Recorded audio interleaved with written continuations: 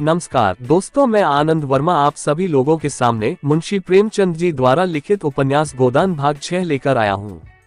आशा करता हूँ आपको कहानी पसंद जरूर आएगी। कहानी पसंद आए तो मेरे चैनल को सब्सक्राइब जरूर कीजिएगा, लाइक कीजिएगा और इसे अपने दोस्तों और जानकारों में साझा जरूर करें। चलिए शुरू करते हैं। होरी चुपचाप सुनता रहा, मिनका तक नहीं। झुंझलाहट हुई, क्रोध आया, खून खौला, आंख जली, दांत पिसे, लेकिन बोला नहीं। चुपके से कुदाल उठाए और ऊख गोड़ने चले। सूरज देवता माथे पर आ गए।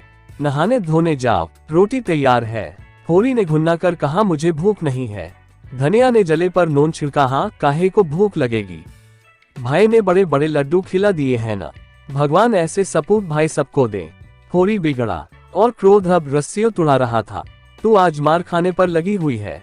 धनिया ने नकली विनय का नाटक करके कहा, क्या करूं, तुम दुलार ही इतना करते हो कि मेरा सिर फिर गया है।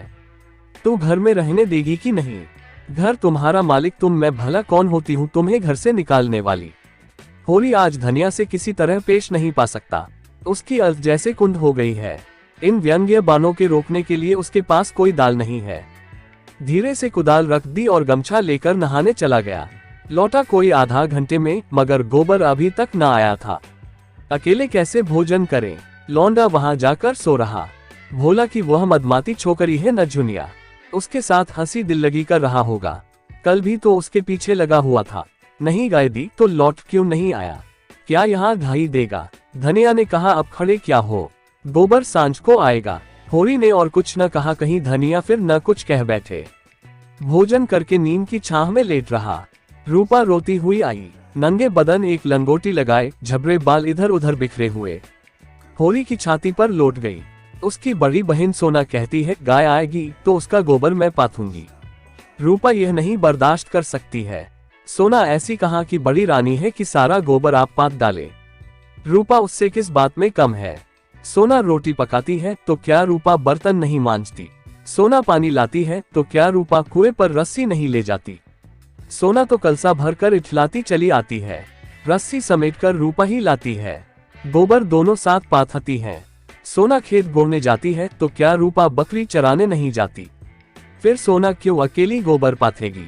यह अन्याय रूपा कैसे सहे?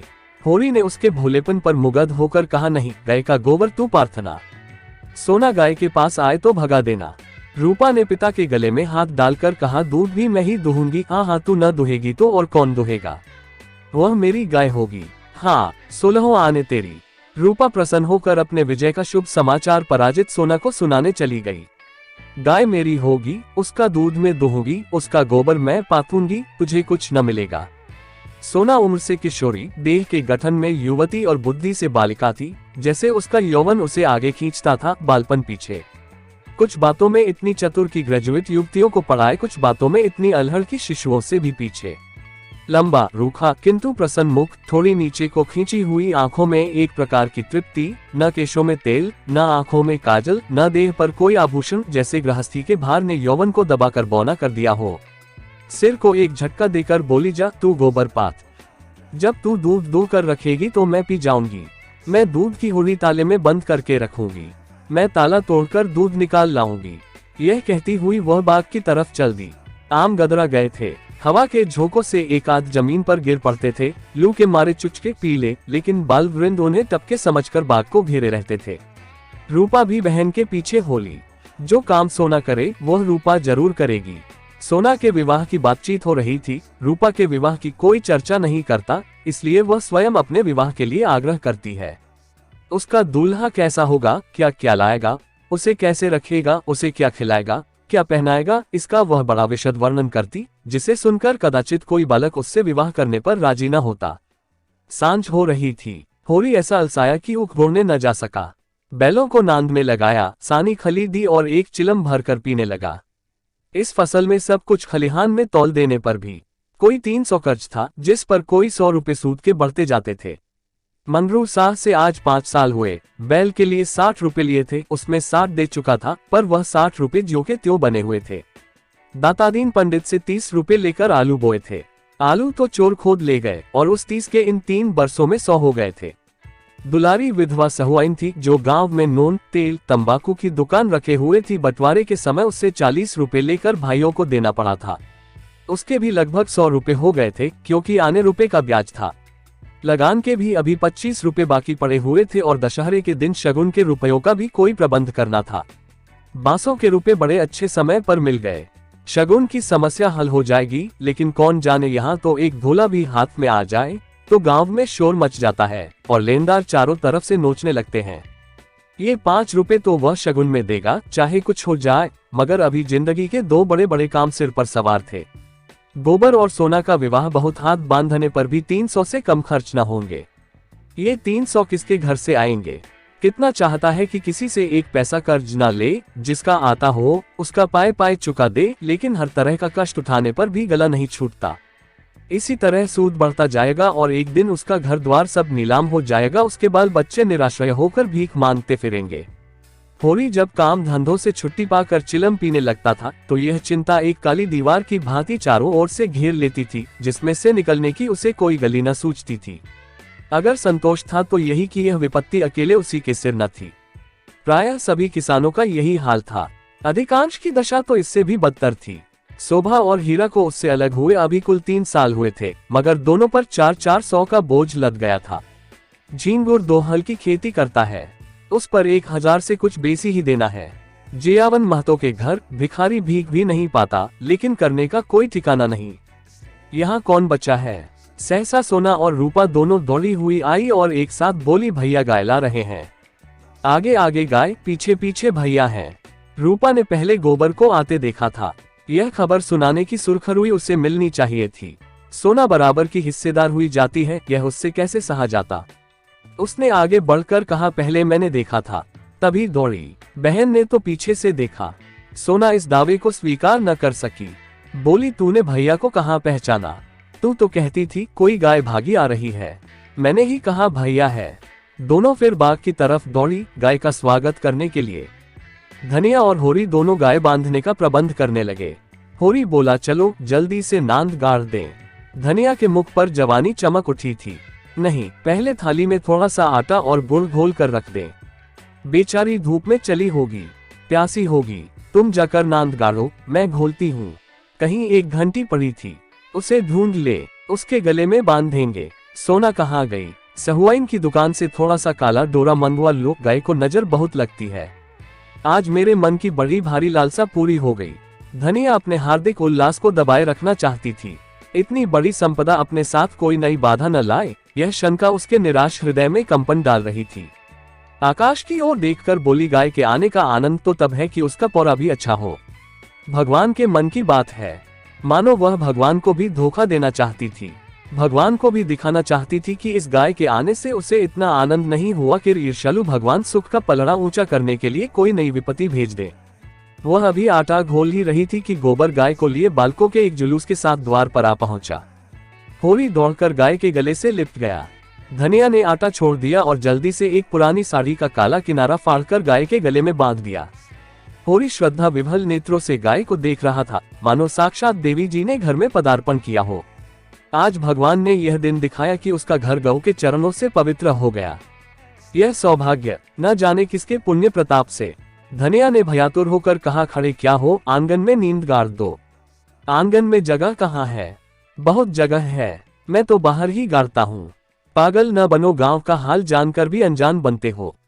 अरे बित्ते भर के आंगन में गाय कहाँ बांधोगी भाई? जो बात नहीं जानते उसमें टांग मत अड़ाया करो। संसार भर की विद्या तुम ही नहीं पढ़े हो। होरी सचमुच आपे में न था। गौ उसके लिए केवल भक्ति और श्रद्धा की वस्तु नहीं, सजीव संपत्ति थी। वह उससे अपने द्वार की शोभा और अपने घर का गौरव बढ़ाना चाहता था। वह चाहता था लोग गाय को द्वार पर बंधी देखकर पूछे, यह किसका घर है? लोग कहें होरी महतो का, तभी लड़की वाले भी उसकी विभूति से प्रभावित होंगे। आंगन में बंधी तो कौन देखेगा? धनिया इसके विपरीत सशंक थी। वह गाय को 7 पर्दों के अंदर छिपाकर रखना चाहती थी। अगर गाय 8 पहर कोठरी में रह सकती तो शायद वह उसे बाहर न निकलने देती। यूं हर बात में होरी की जीत होती थी। वह अपने पक्ष पर अड़ जाता था और धनिया को दबना पड़ता था, लेकिन आज धनिया के सामने होरी की एक न चली। धनिया लड़ने को तैयार हो गई। गोबर, सोना और रूपा सारा पर होरी के पक्ष में था, पर धनिया ने अकेले सबको परास्त कर दिया। आज उसमें एक विचित्र आत्मविश्वास और होरी में एक विचित्र विनय का उदय हो गया था। मगर तमाशा कैसे रुक सकता था? गाय डोली में बैठकर तो आई न थी। कैसे संभव था कि गांव में इतनी बड़ी बात हो जाए और तमाशा न लगे? जिसने सुना सब काम छोड़कर देखने दौड़ा। यह मामूली देशी गऊ नहीं है, भोला के घर से 80 रुपए में आई है। होरी 80 रुपए क्या देंगे, 50-60 रुपए में लाए होंगे। गांव के इतिहास में 50-60 रुपए की गाय का आना भी अभूतपूर्व बात थी। बैल तो 50 रुपए के भी आए, 100 के भी आए, लेकिन गाय के लिए इतनी बड़ी रकम किसान क्या खा के खर्च करेगा? यह तो ग्वालों ही का कलेजा है कि अंजुलियों रुपए गिन आते हैं। गाय क्या है, साक्षात देवी का रूप है। दर्शकों और आलोचकों का तांता लगा हुआ था और होरी दौड़ दौड़कर सबका सत्कार कर रहा था। इतना विनम्र, इतना प्रसन्नचित्त वह कभी न था। 70 साल के बूढ़े पंडित दातादीन लठिया टेकते हुए आए और पोपले मुंह से बोले, कहाँ हो होरी, तनिक हम भी तुम्हारी गाय देख ले। सुना, बड़ी सुंदर है। होरी ने दौड़कर पालागन किया और मन में अभिमानमय उल्लास का आनंद उठाता हुआ बड़े सम्मान से पंडित जी को आंगन में ले गया। महाराज ने गऊ को अपने पुरानी अनुभवी आंखों से देखा, सीगे देखी, थन देखा, पुट्ठा देखा और घनी सफेद भौहों के नीचे छिपी हुई आंखों में जवानी की उमंग भरकर बोले, कोई दोष नहीं है बेटा, बाल भौरी, सब ठीक। भगवान चाहेंगे तो तुम्हारे भाग खुल जाएंगे। ऐसे अच्छे लक्षण हैं कि वाह, बस रातिब न कम होने पाए। एक एक बाछा 100-100 का होगा। होरी ने आनंद के सागर में डुबकियां खाते हुए कहा, सब आपका आशीर्वाद है दादा। दातादीन ने सुरती की पीक थूकते हुए कहा, मेरा आशीर्वाद नहीं है बेटा, भगवान की दया है। यह सब प्रभु की दया है। रुपए नगद दिए। होरी ने बेपर की उड़ाई। अपने महाजन के सामने भी अपने समृद्धि प्रदर्शन का ऐसा अवसर पाकर वह कैसे छोड़े? टके की नई टोपी सिर पर रखकर जब हम अकड़ने लगते हैं, जरा देर के लिए किसी सवारी पर बैठकर जब हम आकाश में उड़ने लगते हैं, तो इतनी बड़ी विभूति पाकर क्यों न उसका दिमाग आसमान पर चढ़े? बोला भोला ऐसा भला मानस नहीं है महाराज। नगद गिनाए पूरे चौकस। अपने महाजन के सामने यह डींग मारकर होरी ने नादानी तो की थी, पर दातादीन के मुख पर असंतोष का कोई चिन्ह न दिखाई दिया। इस कथन में कितना सत्य है, यह उनकी उन बुझी आंखों से छिपा न रह सका, जिनमें ज्योति की जगह अनुभव छिपा बैठा था। प्रसन्न होकर बोले, कोई हरज नहीं बेटा, कोई हरज नहीं, भगवान सब कल्याण करेंगे। 5 सेर दूध है इसमें, बच्चे के लिए छोड़कर। धनिया ने तुरंत टोका, अरे नहीं महाराज, इतना दूध कहाँ, बुढ़िया तो हो गई है, फिर यहाँ रातिब कहीं धरा है। दातादीन ने मर्म भरी आंखों से देखकर उसकी सतर्कता को स्वीकार किया, मानो कह रहे हो, गृहिणी का यही धर्म है, सीटना मर्दों का काम है, उन्हें सीटने दो। फिर रहस्य भरे स्वर में बोले, बाहर न बांधना, इतना कहे देते हैं। धनिया ने पति की ओर विजयी आंखों से देखा, मानो कह रही हो, लो अब तो मानोगे। दातादीन से बोली, नहीं महाराज, बाहर क्या बांधेंगे, भगवान दे तो इसी आंगन में 3 गाय और बंधा सकती हैं। सारा गांव गाय देखने आया, नहीं आए तो शोभा और हीरा, जो अपने सगे भाई थे। होरी के हृदय में भाइयों के लिए अब भी कोमल स्थान था। वह दोनों आकर देख लेते और प्रसन्न हो जाते तो उसकी मनोकामना पूरी हो जाती। सांझ हो गई, दोनों पुर लेकर लौट आए। इसी द्वार से निकले पर पूछा कुछ नहीं। होरी ने डरते डरते धनिया से कहा, न शोभा आया, न हीरा सुना न होगा। धनिया बोली, तो यहाँ कौन उन्हें बुलाने जाता है, तू बात तो समझती नहीं, लड़ने के लिए तैयार रहती है। भगवान ने जब यह दिन दिखाया है तो हमें सिर झुकाकर चलना चाहिए। आदमी को अपने सगों के मुंह से अपने भलाई बुराई सुनने की जितनी लालसा होती है, बाहर वालों के मुंह से नहीं। फिर अपने भाई लाख बुरे हो हैं तो अपने भाई ही। अपने हिस्से बखरे के लिए सभी लड़ते हैं, पर इससे खून थोड़ी ही बढ़ जाता है। दोनों को बुलाकर दिखा देना चाहिए, नहीं कहेंगे गाय लाए, हमसे कहा तक नहीं। धनिया ने नाक सिकोड़कर कहा, मैंने तुमसे 100 बार 1000 बार कह दिया, मेरे मुंह पर भाइयों का बखान न किया करो, उनका नाम सुनकर मेरी देह में आग लग जाती है। सारे गांव ने सुना, क्या उन्होंने न सुना होगा, कुछ इतनी दूर भी तो नहीं रहते। सारा गांव देखने आया, उन्हीं के पांवों में मेहंदी लगी हुई थी, मगर आए कैसे? जलन हो रही होगी कि इसके घर गाय आ गई, छाती फटी जाती होगी। दिया बत्ती का समय आ गया था। धनिया ने जाकर देखा तो बोतल में मिट्टी का तेल न था। बोतल उठाकर तेल लाने चली गई। पैसे होते तो रूपा को भेजती, उधार लाना था। मुंह देखी कहेगी, कुछ लल्लो चप्पो करेगी, तभी तो तिल उधार मिलेगा। कुछ होरी ने रूपा को बुलाकर प्यार से गोद में बैठाया और कहा, जरा जाकर देख हीरा काका आ गए कि नहीं। शोभा काका को भी देखती आना कहना, दादा ने तुम्हें बुलाया है। ना आए हाथ पकड़कर खींच लाना। रूपा ठुनक कर बोली, छोटी काकी मुझे डांटती है। काकी के पास क्या करने जाएगी? फिर शोभा बहू तो तुझे प्यार करती है। शोभा काका मुझे चिढ़ाते हैं। मैं न कहूंगी। क्या कहते हैं? बता। चिढ़ाते हैं। क्या कहकर चिढ़ाते हैं? कहते हैं तेरे लिए मूस पकड़ रखा है, ले जा भून कर खा ले। होरी के अंतस्थल में गुदगुदी हुई। अम्मा मने करती हैं, कहती हैं उन लोगों के घर न जाया करो। तू अम्मा की बेटी है कि दादा की? तू कहती नहीं पहले तुम खा लो तो मैं खाऊंगी। रूपा ने उसके गले में हाथ डालकर कहा अम्मा की और हंसने लगी। तो फिर मेरी गोद से उतर जा, आज मैं तुझे अपने थाली में न खिलाऊंगा। घर में एक ही फूल की थाली थी, होरी उसी थाली में खाता था। थाली में खाने का गौरव पाने के लिए रूपा होरी के साथ खाती थी। इस गौरव का परित्याग कैसे करे? हुमक कर बोली, अच्छा तुम्हारी, तो फिर मेरा कहना मानेगी कि अम्मा का? तुम्हारा तो जाकर हीरा और शोभा को खींच ला, और जो अम्मा बिगड़े अम्मी से कहने कौन जाएगा। रूपा कूदती हुई हीरा के घर चली। द्वेष का मायाजाल बड़ी बड़ी मछलियों को ही फंसाता है। छोटी मछलियां या तो उसमें फंसती ही नहीं या तुरंत निकल जाती हैं। उनके लिए वह घातक जाल क्रीड़ा की वस्तु है। भय की नहीं भाइयों से होरी की बोलचाल बंद थी, पर रूपा दोनों घरों में आती जाती थी। बच्चों से क्या बैर, लेकिन रूपा घर से निकली ही थी कि धनिया तेल लिए मिल गई। उसने पूछा, सांझ की बेला कहाँ जाती है, चल घर। रूपा माँ को प्रसन्न करने के प्रलोभन को न रोक सकी। धनिया ने डांटा, चल घर, किसी को बुलाने नहीं जाना है। रूपा का हाथ पकड़े हुए वह घर आई और होरी से बोली, मैंने तुमसे 1000 बार कह दिया मेरे लड़कों को किसी के घर न भेजा करो। किसी ने कुछ कर करा दिया तो मैं तुम्हें लेकर चाटूंगी। ऐसा ही बड़ा प्रेम है तो आप क्यों नहीं जाते? अभी पेट नहीं भरा जान पड़ता है। होरी नांद जमा रहा था, हाथों में मिट्टी लपेटे हुए अज्ञान का अभिनय करके बोला, किस बात पर बिगड़ती है भाई? यह तो अच्छा नहीं लगता कि अंधे कुकुर की तरह हवा को भूखा करे। धनिया को कुप्पी में तेल डालना था। इस समय झगड़ा न बढ़ाना चाहती थी। रूपा भी लड़कों में जा मिली। पहर रात से ज्यादा जा चुकी थी। नांद गड़ चुकी थी। सानी और खली डाल दी गई थी। गाय मन मारे उदास बैठी थी, जैसे कोई वधू ससुराल आई हो। नांद में मुंह तक न डालती थी। होरी और गोबर खाकर आधी आधी रोटियां उसके लिए लाए, पर उसने सूंघा तक नहीं। मगर यह कोई नई बात न थी।